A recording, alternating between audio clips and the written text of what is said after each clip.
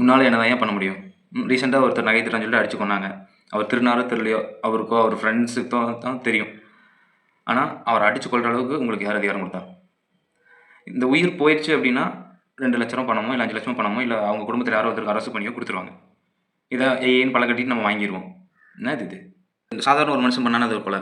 இதே பதவியில் இருக்கிறவங்களோ உயர் அதிகாரிகளோ யாரோ ஒருத்தர் பண்ணாங்கன்னா 6 மாதம் பணி நீக்கம் இல்லைன்னா நிரந்தர பணி நீக்கம் அப்படின்னு சொல்லிடுவாங்க. அந்த உயிர் போனதுக்கான அர்த்தம் என்ன? அவங்கள அடித்து கொண்டதுக்கு அவங்களுக்கு என்ன தண்டனை சொல்லுங்கள்? நம்ம வெறும் வாய் தான் பேசுகிறோம். நிறைய கமெண்ட்ஸில் பார்த்தேன், ரிப் ஜஸ்டிஸ், தட்டிக்க கேர் வர மாட்டிங்களா? ஏன் நீங்கள் கேட்குறது? இன்றைக்கி இந்த வீடியோ நான் கேட்கணும், நாளைக்கு நீங்கள் கேளுங்க. எதுக்கு நம்ம பொதுவான பிரச்சனை? நம்ம வீட்டுக்குன்னு ஒன்று வரும்போது தான் நம்மளுக்கு தெரியும்.